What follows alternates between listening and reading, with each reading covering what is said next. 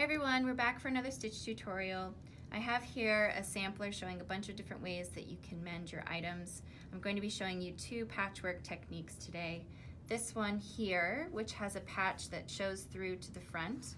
If I flip it over to the back side, you can see how it's attached on the back. And then this one here is partially worked and the patch is actually on the front. And if you flip it over, you can see here's where the hole was on the back side. So if you follow me over here to my frame, I've got two little holes. I'm going to show you how to do each of these techniques. So first we're going to take our two little patches and we're going to place them one on the front and one on the back. So I'm going to take this one, bring it around to the back side and plop a couple of pins in. And just make sure to kind of evenly spread it out on the back.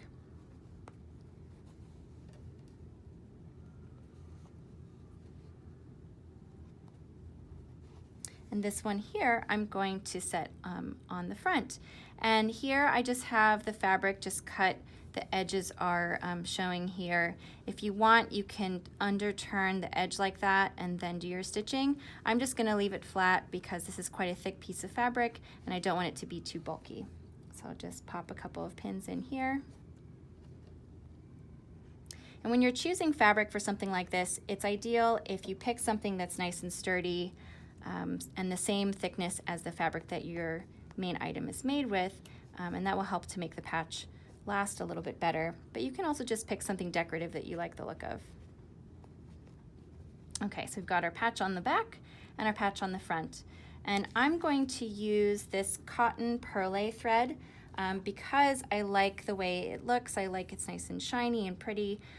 You can also use a sashiko thread or a cotton thread. If you want it to last much longer, you can wax the thread. I'm just going to use it as is and do kind of a more decorative mend. So I'll start here with this little patch here. So what I'm going to do is basically do a decorative stitch around this edge. If you want to, like I have in this sample, I've cut a really nice even circle. So if I wanted to, I can spend more time and make this a nice perfect circle before I start, but I'm just going to go ahead and show you this as an example.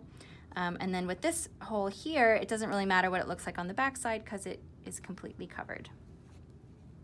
So I'm going to start with my knot on the top, and then I'm going to come up just over here. And then I'm going to work towards my knot.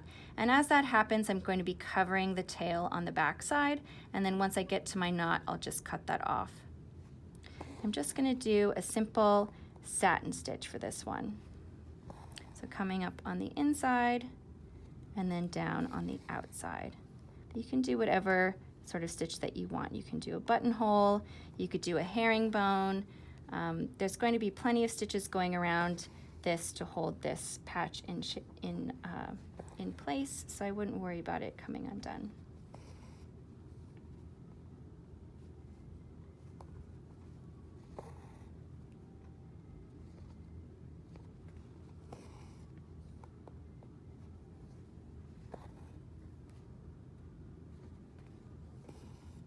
So then you'll just work your way around, and as you go along you can remove the pins. And what I've got here with this one, after I did the satin stitch, I then did a couple of rows of running stitch just to make it a little more decorative. So that's something that you can try. So then jumping over to this other one, this other patch, we're going to do the stitch around the outside.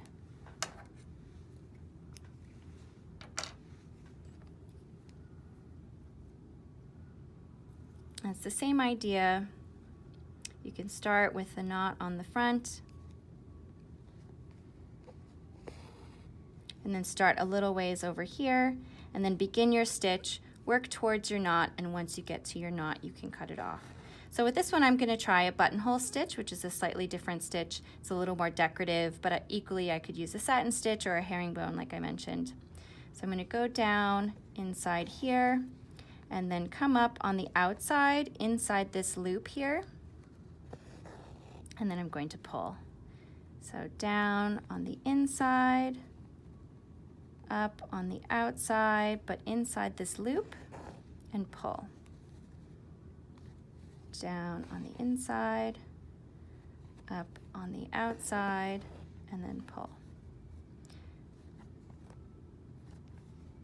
And as you get close to the end of your thread, the way that you end a buttonhole stitch is to take your thread outside the edge here, and that's going to hold that last loop in place like this. And so here we have my first example. So this one is almost complete. I started here and I've been buttonholing all the way around. This is a gigantic patch, so it's taken me a long time, and then eventually I'll go around these other two edges. And then after I did the buttonhole, I started working on this little design on the inside, and this is nice too because it's actually going to hold the layers of the fabric together even further. So you could decorate a patch first and then apply it to your piece, or you could apply the fabric to your piece and then decorate the patch afterwards. And as you can see, if you do the patch, the central decoration afterwards, it's going to hold the layers together even more and make for an even more stable patch. So yeah, so that's a few ways that you can try mending your own clothing.